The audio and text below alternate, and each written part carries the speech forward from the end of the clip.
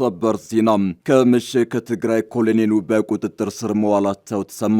ኮሎኔሉ መረጃ ለ4 ኪሎ እያሾለኩ ነው፣ አዲሱን የትግራይን መንግስትም አልተቀበሉም በሚል ነው የታሰሩት ተብሏል። በተጨማሪም በተለያዩ የትግራይ ከተሞች ህወሓት አፈሳ ጀምሯል። ወዲህ ደግሞ ከወልቃይት ኮሎኔል ደመቀ ከፋኖ ጋር እየተዋጋ ያለውን ኃይል ሲያሞካሹና ውዳሴ ሲያሽጎደጉዱ ተሰምተዋል። ህወሓት አደገኛ እርምጃዎችን እየወሰደ ነው። በዛሬው ዕለት አመሻሹን በተሰማ ዜና የቡድኑ ከፍተኛ ኮሎኔል የነበሩት ኮሎኔል ተወልደ እንበቦ መታሰራቸው ተሰምቷል።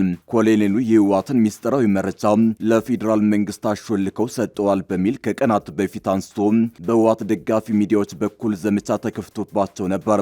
ዛሬ በተረጋገጠ ዜና ታዲያ ኮሎኔሉ በህወሓት ቡድን በቁጥጥር ስር ውለዋል። ይህ አንድ አፍታ ሚዲያ ነው። ኮሎኔል ደመቀ ዘውዱ ከፋኖ ጋር የሚዋጋውን ኃይል የሚቃጡብንን ጥቃቶች እየመከተ ነው ሲሉ አወደሱ። ይህን ኃይል በትጥቅ ማደራጀት አለብን ሲሉም ተደምጠዋል። በሌላ በኩል ህወሓት አሁንም በወልቃይት ተጨማሪ ጦር እያስጠጋ ሲሆን ተጨማሪ ምልምል ታጣቂዎችንም ወደ ወታደራዊ ካምፕ እያስገባ ስለመሆኑ ታውቋል። በዝርዝር የምናስደምጣችሁ ዘገባችን ነው። በኦሮሚያ ክልል አዋሳኝ ድንገተኛ ተኩስ ተከፈተ። በርካታ ሰላማዊ ሰዎች መገደላቸውን ተሰምተዋል። በአዋሳኝ ስፍራው የተቀሰቀሰው ድንገተኛ ግጭት በከባድ መሳሪያ ጭምር የታገዘ ነው ተብሏል። ግጭቱ መቀስቀሱን ባለስልጣናት ያረጋገጡ ሲሆን በሁለቱም ክልሎች በኩል ከጀርባ ግፊት የሚያደርጉ የታጠቁ ኃይሎች በመኖራቸው ግጭቱን ለማብረድ አስቸጋሪ መሆኑ ታውቋል። እንመለስበታለን። በኢትዮጵያ ሰራተኞች የሥራ ማቆም አድማ መቱ። ሰራተኞቹ አድማ የመቱት ከደሞዝና ጥቅማ ጥቅም ጋር በተያያዘ እንደሆነ ተሰምቷል። በደቡብ ኢትዮጵያ የመንግስት ሰራተኞች አምፀው ስራ ማቆማቸው ተሰምቷል። በክልሉ ያሉ አቃቤ ሕጎች የሥራ ማቆም አድማ ማድረጋቸውን የዘገበው የጀርመኑ ደቸ በለ ነው። እናስደምጣቸዋለን። ሩሲያና ቻይና የአሜሪካን ጥቃት አወገዙ። ሩሲያና ቻይና በጋራ ባወጡት መግለጫ አሜሪካ የምትፈጽማቸውን ወታደራዊ ጀብዶዎች አውግዘዋል። በዝርዝር እናስደምጣቸዋለን። አክብሮታዊ ሰላምታችን በያላችሁበት የዓለም ዳርቻ የረሳችሁ የተወደዳችሁ የአንድ አፍታ ሚዲያ ቤተሰቦች ከአንድ አፍታ ለአሁኑ መደመጥ አለባቸው ያልናቸውን ዜናዎች ወደ እናንተ የምናደርስበት ሰዓት ላይ ተገኝተናል። አብራችሁን ትቆዩ ዘንድ ግብዣችን ነው።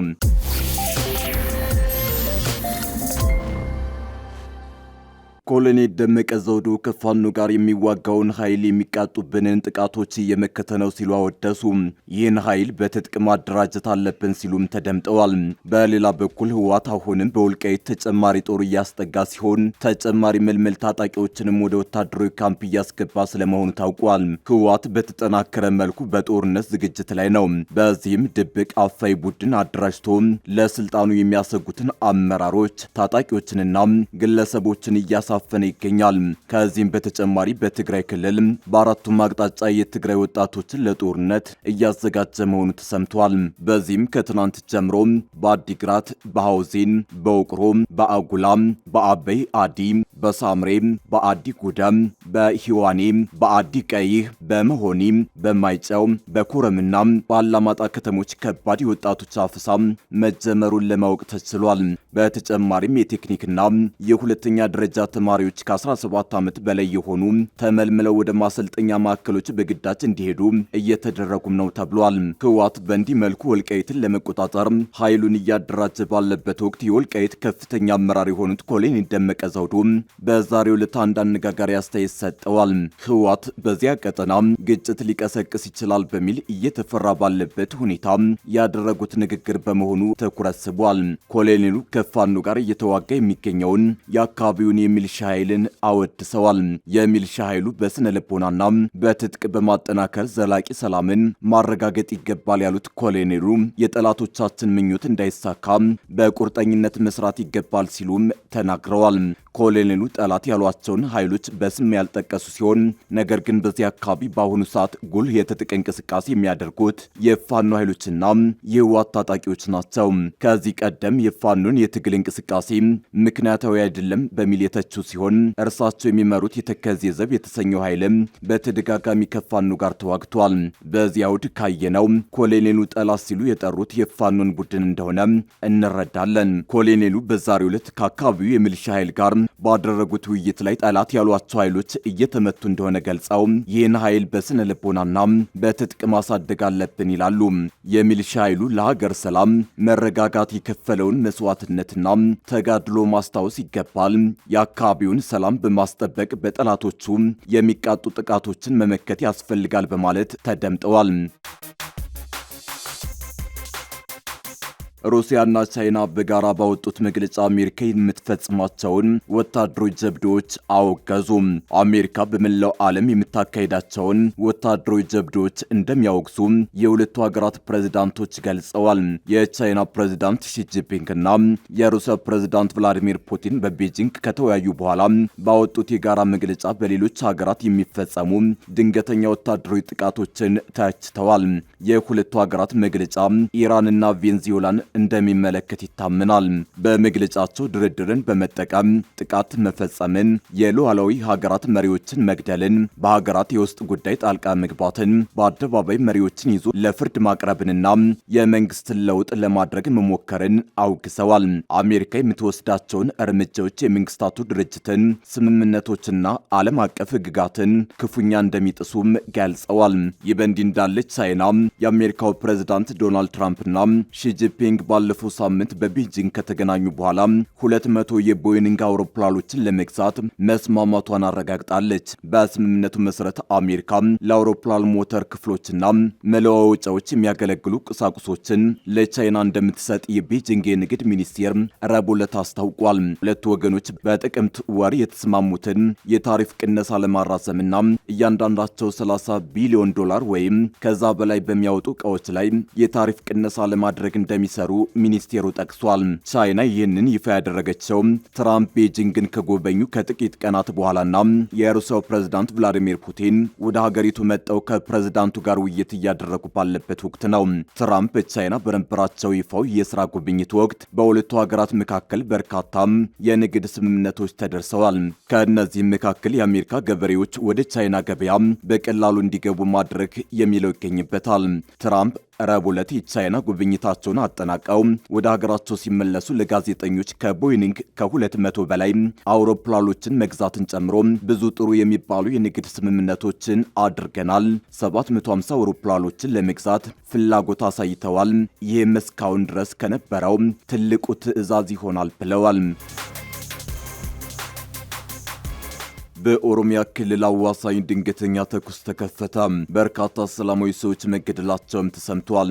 በአዋሳኝ ስፍራው የተቀሰቀሰው ድንገተኛ ግጭት በከባድ መሳሪያ ጭምር የታገዘ ነው ተብሏል። ግጭቱ መቀስቀሱን ባለስልጣናት ያረጋገጡ ሲሆን በሁለቱም ክልሎች በኩል ከጀርባ ግፊት የሚያደርጉ የታጠቁ ኃይሎች በመኖራቸው ግጭቱን ለማብረድ አስቸጋሪ መሆኑ ታውቋል። በኦሮሚያና ሲዳማ ክልሎች አዋሳኝ አካባቢ ከባድ ግጭት ተቀስቅሷል። በዚህም በርካታ ሰላማዊ ሰዎች መገደላቸው ተሰምቷል። በአዋሳኝ አካባቢዎች ላይ የተቀሰቀሰው ግጭት በቡድን መሳሪያ ጭምር የታገዘ መሆኑ ተገልጿል። ግጭቱ መቀስቀሱን ባለስልጣናት ያረጋገጡ ሲሆን በሁለቱም ክልሎች በኩል ከጀርባ ግፊት የሚያደርጉ የታጠቁ ኃይሎች በመኖራቸው ግጭቱን ለማብረድ አስቸጋሪ መሆኑ ታውቋል። ከባድ መሆኑን የሚያመላክቱ መረጃዎች በወጡበት የሲዳማና ኦሮሚያ ግጭት ሰላማዊ ሰዎች መሞታቸውን ታውቋል። ግጭቱ የተቀሰቀሰው በኦሮሚያ ክልል ምዕራብ ጉጂ ዞን ሀረንፋማ ወረዳና በሲዳማ ክልል ምስራቃዊ ሲዳማ ዞን ጭሬ ወረዳ አዋሳኝ አካባቢዎች ነው። ከትናንት በስቲያ የተቀሰቀሰው ይህ ግጭት እስከ ዛሬ ድረስ መቀጠሉን ተከትሎ በሰላማዊ ሰዎች ላይ እየደረሰ ያለው ጉዳት ከፍተኛ መሆኑ ተገልጿል። በአሁኑ ወቅት በአዋሳኝ ቀበሌዎችና በእርሻ ቦታዎች ላይ እየተካሄደ ያለው የተኩስ ልውውጥ ተራ አርሶ አደሮች አለመግባባት አለመሆኑን የአካባቢው ነዋሪዎች ተናግረዋል። በደንብ የተደራጁና ወታደራዊ ስልጠና ያላቸው የሚመስሉ የታጠቁ ኃይሎች በስፋት ጣልቃ የገቡበት የጦርነት ቀጠና ሆኗል ሲሉም ነዋሪዎች ሁኔታውን ገልጸውታል። ከስፍራው የሚወጡ መረጃዎች እንደሚያመላክቱት ከሆነ ይህ የታጠቀ ኃይል ወደ ግጭት ቀጠና የገባው በተለያዩ ተሽከርካሪዎች በብዛት ተጭኖ በመምጣት ጭምር መሆኑን ተናግረዋል። በዚህም ግጭቱ ከዚህ ቀደም አልፎ አልፎ እንደሚያጋጥመው የአርሶ አደሮች ውስን ግጭት ሳይሆን በሁለቱም ወገኖች በኩል የታጠቁ ኃይሎች የተሳተፉበት መሆኑን ተጠቁሟል። ግጭቱ የተቀሰቀሰው የሁለቱ ክልል አጎራባች አመራሮች ስብሰባ እያደረጉ ባለበት አጋጣሚ መሆኑን ነገሩን የከፋ አድርጎታል። አመራሮቹ በተሰበሰቡበት ጉባ ሄማ ገበያ ላይ ከኦሮሚያ በኩል ሀረንፋማ ወረዳ በተሰነዘረ ድንገተኛ ጥቃት እንደተጀመረ በተነገረው ግጭት በቀላሉ አለመብረዱን ተነግሯል። ከሁለት ቀን በላይ በዘለቀው ግጭት በሁለቱም በኩል ሰዎች መገደላቸውንና መፈናቀላቸውን የዓይን እማኞችን ጠቅሶ ቲክቫ ኢትዮጵያ ዘግቧል። ነዋሪዎች ጥቃቱ ድንገተኛና ገበያ ላይ ባለ ሕዝብ ላይ መፈጸሙን ተከትሎ ሰዎች ስለሞቱ ከሲዳማ በኩልም ተኩስ ተከፍቷል። በዚህም ሳቢያ በኦሮሚያም በኩል ሰዎች ሞተዋል ሲሉ ገልጸዋል። ለቲክቫ ኢትዮጵያ ቃላቸውን የሰጡ ሶስት የአካባቢው ነዋሪዎች በመጀመሪያው ቀን በሲዳማ ክልል በኩል ብቻ ከ6 እስከ 10 የሚደርሱ ሰዎች ሕይወታቸው አልፏል ሲሉ ተናግረዋል። ተኩስ መቀጠሉን የጠቆሙት ነዋሪዎቹ በርካታ ቁጥር ያላቸው ሰዎች እየሸሹ መሆኑን ገልጸዋል። በግጭቱ የቆሰሉ ሰዎች ወደ ጭሬ የመጀመሪያ ደረጃና ወደ ሐዋሳ ሪፈራል ሆስፒታል እየተወሰዱ ይገኛሉ ብለዋል። በኦሮሚያ ክልል በኩል ስለደረሰው ጉዳት እስካሁን ድረስ በዝርዝር የወጣ መረጃ የለም። የሲዳማ ክልል ሰላምና ጸጥታ ቢሮ ኃላፊ አቶ ዳዊት ዳጊሶ ለቲክቫ ኢትዮጵያ በሰጡት ቃል ግጭት መቀስቀሱን አረጋግጠዋል። በአካባቢው የተፈጠረውን ግጭት ተከትሎ ህዝቡን ለማረጋጋትና አካባቢውን ወደ ቀደመ ሰላሙ ለመመለስ የፖለቲካ አመራሩ በስፍራው ይገኛል ብለዋል። በኢትዮጵያ ሰራተኞች የሥራ ማቆም አድማ መቱ። ሰራተኞቹ አድማ የመቱት ከደሞዝና ጥቅማ ጥቅም ጋር በተያያዘ እንደሆነ ተሰምቷል። በደቡብ ኢትዮጵያ የመንግስት ሰራተኞች አምፀው ስራ ማቆማቸው ተሰምቷል። በክልሉ ያሉ አቃቢ ህጎች የሥራ ማቆም አድማ ማድረጋቸውን የዘገበው የጀርመኑ ዶቼ ቬለ ነው። ከባለፈው አርብ ጀምሮ ስራ ያቆሙት መንግስት የፍትህ ስርዓቱን ለማጎልበት የፈቀደው የአቃቢ ህጎቹ የደሞዝና የጥቅማ ጥቅም ማሻሻያ ተግባራዊ አልሆነም በሚል ነው። አቤቱታቸውን ተፈራርመው ለክልሉ መንግስት ያመለከቱት ከ500 በላይ አቃቢ ህጎቹ ጥያቄያቸው እስኪመለስ ድረስ ከመደበኛ ችሎት በስተቀር ከፖሊስና ከማረሚያ ቤቶች ጋር የሚሰሯቸውን ተጨማሪ የፍትህ ስራዎች ላልተወሰነ ጊዜ ማቋረጣቸውን ገልጸዋል። ፊርማቸውን በማሰባሰብ አቤቱታቸውን ለክልሉ መንግስት ያቀረቡት በክልል በዞንና በወረዳ ደረጃ በማገልገል ላይ የሚገኙ አቃቢያነ ህጎች ናቸው። አቃቢያነ ህጎቹ እንደሚሉት የክልሉ ምክር ቤት ባወጣው አዋጅ ቁጥር 3/2014 መሰረት የአቃቢያነ ህጎቹ ደሞዝና ጥቅማ ጥቅም በልዩ ሁኔታ በአቃቢያነ ህግ አስተዳደር ዋና ጉባኤ ተጠንቶ መቅረብ እንዳለበት ይደነግጋል። ነገር ግን ይህ አዋጅ ተፈጻሚ ባለመደረጉ አሁን ላይ የሚገባቸውን የደሞዝ ማሻሻያና ጥቅማ ጥቅም ማግኘት እንዳልቻሉ የሰራተኞቹ አስተባባሪ ለዶቼ ቬለ ተናግረዋል። መንግስት መብታችንን ለማስከበር ፈቃደኛ አይደለም ያሉት አቃቢያነ ህጎቹ ጥያቄያቸው እስካልተመለሰ ድረስ የጀመሩትን ከፊል የሥራ ማቆም አድማ እንደሚቀጥሉ ጠቁመዋል። የክልሉ አቃቢ ህግ አስተዳደር ዋና ጉባኤ በአዋጁ መሰረት የወቅቱን የገበያ ሁኔታና ሌሎች አቻ ክልሎች አጽድቀው ተግባራዊ ያደረጉትን የደሞዝና ጥቅማ ጥቅም መነሻ በማድረግ ለክልሉ መስተዳደር ምክር ቤት ማቅረቡን ጠቁመዋል። የተጠቀሱት የአቃቢ ህጎቹ አስተባባሪዎች መስተዳደር ምክር ቤቱ ያላንዳች አሳማኝ ምክንያት የቀረበውን ውድቅ በማድረግ በዘፈቀደ በራሱ የሰጠው ውሳኔን አንቀበልም ብለዋል። ውሳኔው አዋጁንና ደንቡን የጣሰ ለተቋሙ በተለያዩ ህጎች የተሰጠውን ከፍተኛ ኃላፊነት ያላገናዘበና ወቅታዊ የኢኮኖሚ ጫናን ታሳቢ ያላደረገ የገቢ አጠቃቀም ተግዳሮት በደቡብ ምዕራብ ኢትዮጵያ ህዝቦች ክልል ነው ብለዋል። ዶቼ ቬለ የአቃቢ ህጎቹ አቤቱታን አስመልክቶ የደቡብ ምዕራብ ኢትዮጵያ ክልል ፍትህ ቢሮ ኃላፊን ቢጠይቅም የአቤቱታ ጥያቄው ለቢሮ ባልደረሰበት ሁኔታ አስተያየት ለመስጠት ይቸገራለሁ የሚል ምላሽ ሰጠዋል። የክልል ርዕሰ መስተዳደር የህግ ጉዳዮች አማካሪ አቶ ዳግም ዳንኤል ስብሰባ ላይ ስለሆንኩ እኔ ደውላለሁ ቢሉም እንዳሉት ሊደውሉ አልቻሉም። የክልሉ መንግስት ውሳኔውን እንደገና መርምሮ በአጭር ጊዜ ውስጥ አዎንታዊ ምላሽ የማይሰጥ ከሆነ አጠቃላይ የስራ ማቆም አድማ እንደሚሸጋገሩ አቃቢ ህጎቹ ተናግረዋል። የስራ ማቆም አድማው አስተባባሪዎች ህጋዊና ተገቢውን ሂደት ተከትለን ያቀረብነውን ጥያቄ ባለመቀበሉ የተነሳ ተገደን በምንወስናቸው ውሳኔዎች ምክንያት በክልሉ ህዝብም ሆነ መንግስት ላይ ለሚደርስ ጉዳት ሙሉ ኃላፊነት የሚወስድ መሆኑን እናሳውቃለን ብለዋል።